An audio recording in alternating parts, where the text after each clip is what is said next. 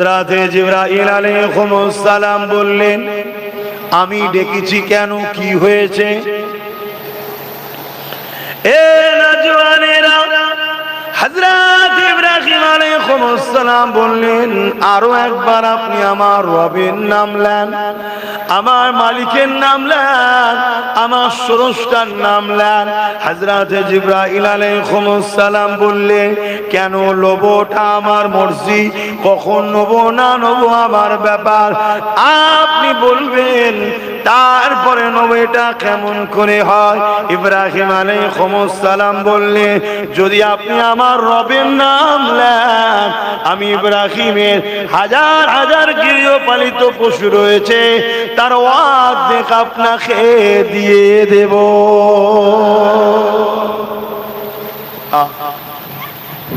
একবার আল্লাহর নাম নেবে, তার জন্য সাল্লাম বলছে, আমার যা আছে হাজার হাজার গৃহপালিত পশু, তার অর্ধেক দিয়ে দেবো একবার নাম নিলে।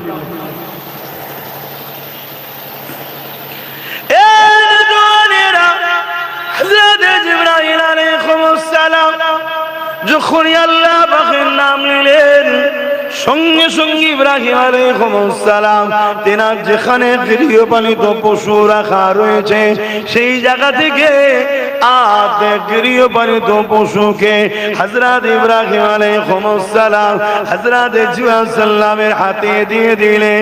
এ যুবকেরা, তরুণেরা, বাপেরা, তখন তিনি মানুষের সুরাত ধরে এসেছে, আব্বাজান ইব্রাহিম আলাইহিস সালামকে পরীক্ষা নিচ্ছে।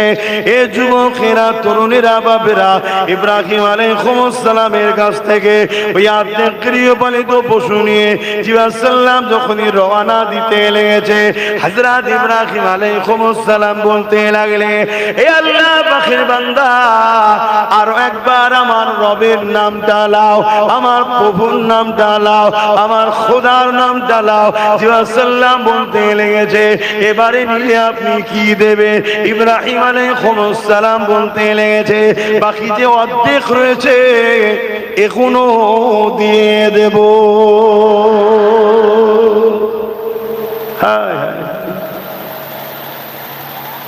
আজ আমরা কি করছি বাপের বেটা, এটা মিলান অজনসিয়াত করা হয় কেন? এতে শুনে শুনে আমাদের মধ্যে একটা ভালোবাসা জন্মায়, পরিবর্তন যাতে হয়। বাবেরা, নওজওয়ানেরা, সমস্ত গৃহপালিত পশু নিয়ে ইব্রাহিম আলাইহিস সালামের কাছ থেকে জিবরাইল আলাইহিস সালাম রওনা দিতে লেগেছে। আব্বাজান সাইয়্যিদুনা ইব্রাহিম আলাইহিস সালাম বলতে লেগেছে, এ আল্লাহ পাকের বান্দারে, আরো একবার নামটা নাও। জিবরাইল সাল্লাম বলছে, এবারে কি দেবেন? আমার আপনার পিতা সাইয়্যিদুনা ইব্রাহিম আলাইহিস সালাম বলতে লেগেছে, এবারে আপনি আমার প্রভুর নাম নিলে এই গৃহপালিত পশুর জন্য তো আপনার লোক রাখবে লালন পালন করতে, আমি নিজেকে আপনার কাছে দিয়ে দেব, আপনার সাথে আমি চলে যাব। চিন্তা করে আল্লাহ পরীক্ষা নিচ্ছে ইব্রাহিম সাল্লামকে। ধন দৌলত দিয়েছেন কে? আল্লাহ থেকে যদি ধন দৌলত বেশি পেয়ারা হয়, ওই ধন দৌলতই তোমার ধ্বংসের কারণ হবে। আর ধন দৌলত দিয়েছে আল্লাহ, প্রয়োজন আছে, কিন্তু আল্লাহ থেকে ধন দৌলত প্রিয় আমার কাছে নয়। যখন আবার আল্লাহর জন্য লাগবে, আল্লাহর রাহে লাগবে, তখন যেন কঞ্জুসি না হয়, হাত খুলে, দরজা খুলে আল্লাহর রাহে আবার দান করে দিয়ে প্রমাণ করতে হবে যে আল্লাহ ধন দৌলত দিয়েছেন ঠিকই, কিন্তু এ দিলে আপনি আছেন, ধন দৌলত নাই। জোরে বলুন সুবহানাল্লাহ। আল্লাহ যেন এরকম পরীক্ষায় আমাদেরকে পাশ হওয়ার তৌফিক দেন। বলুন আল্লাহুম্মা আমিন। বাবেরা, নওজোয়ান তরুণেরা, এ নবী পাকের প্রেমিকেরা, আল্লাহ পাক আমাকে আপনাকে পরীক্ষা নেবে। যেরকম পরীক্ষা আল্লাহ নবী আলাইহিস সালাম দিওকে নিয়েছে, যেরকম পরীক্ষা আল্লাহ সাহাবা হুজুরদেরকে নিয়েছে, পরীক্ষা আল্লাহ ওলিয়া উলিয়াদেরকে নিয়েছে। আল্লাহ পাক কোরআনের মধ্যে জানিয়ে দিলে, তোমরা কি মনে করো বিনা পরীক্ষায় তোমাদের ঘরে এমনি এমনি জান্নাত দিয়ে দেবো? খবরদার নয়, আমি আল্লাহ তোমাদেরকে পরীক্ষা নেব, তারপরে তোমরা পরীক্ষা যদি কামিয়াবি হতে পারো তবেই তোমরা জান্নাতে যাবে। আল্লাহ নবী জানিয়ে দিলে, এ আমার উম্মত উম্মতি রে, তোমাদের মধ্যে যেন এই চারটে খসলত থাকে। কি খসলত? মান আহাব্বা লিল্লাহ, ভালো যখন কাউকে বাসবে আল্লাহর জন্য বাসবে। ও আবগাদা লিল্লাহ, দুশমনি যখন কারো সঙ্গে করবে আল্লাহর জন্য করবে। ও আতা লিল্লাহ ওয়া মানআ লিল্লাহ, কারো সঙ্গে যদি আত্মীয়তা করো, সম্পর্ক করো, আল্লাহর জন্য করবে। কারো সঙ্গে যদি আত্মীয়তা বিচ্ছেদ করো, সম্পর্ক বিচ্ছেদ করো, আল্লাহর জন্য করবে। এই চার গুণ যাদের মধ্যে আছে তারাই তো ঈমানদার, তারাই ঈমানের মজাটা পায়। এই রাসূলুল্লাহ বলে দিলে, পরীক্ষা দিতে হবে এই জমিনের উপরে তোমাকে আমাকে। আব্বা জান ইব্রাহিম আলাইহিস সালাম কে আল্লাহ কত দিনে পরীক্ষা নিয়েছে। আর একটা পরীক্ষার কথা বলি, আব্বা জান সাইয়্যিদুনা ইব্রাহিম আলাইহিস সালামে 90 বছর বয়স হয়ে গেছে, তখনও একটা সন্তান হয়নি। আল্লাহ পাকের কাছে দোয়া চাইছে, ও রব্বি আল্লাহ, আপনি আমাকে একটা সন্তান দেন। আল্লাহ পাক 90 বছর পার হয়ে যাবার পরে একটা সন্তান দিয়েছে, যে সন্তানটা হলো হযরত ইসমাঈল আলাইহিস সালাম। আকাশের চাঁদের থেকেও অনেক বেশি নিখুঁত আর সুন্দর।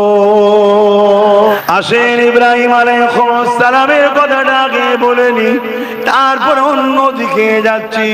এ যুবকেরা, তরুণেরা, বাপেরা, হযরত ইব্রাহিম আলাইহিস সালাম এই সময়ে দেখা যায় স্ত্রী বাচ্চাকে নিয়ে ওই কাবা শরীফ যেখানে রয়েছে ওই জায়গায় নিয়ে যে হাজির হয়ে যায়। চতুর্দিকে পাহাড় দিয়ে ঘেরা, না কোনো বসতি আছে, না কোনো লোকালয় রয়েছে, না খাবার কোনো জিনিস রয়েছে, না পানির কোনো ব্যবস্থা রয়েছে।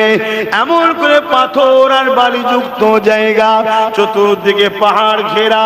এই জায়গাতে নিয়ে গিয়ে আব্বা জান ইব্রাহিম আলাইহিস সালাম স্ত্রী এবং সন্তানকে বিয়ে দিয়ে বললেন, আমার প্রাণের স্ত্রী, আপনি আর আমার বাচ্চা ইসমাইল এই জায়গায় আপনি থাকবেন।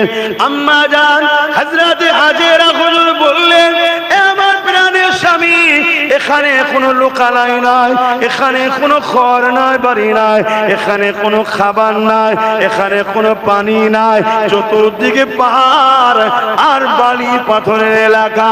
এই জায়গায় আপনি যে আমাকে রেখে যাচ্ছেন, আমি শুধু জানতে চাই এটা আপনার হুকুম না আল্লাহর হুকুম?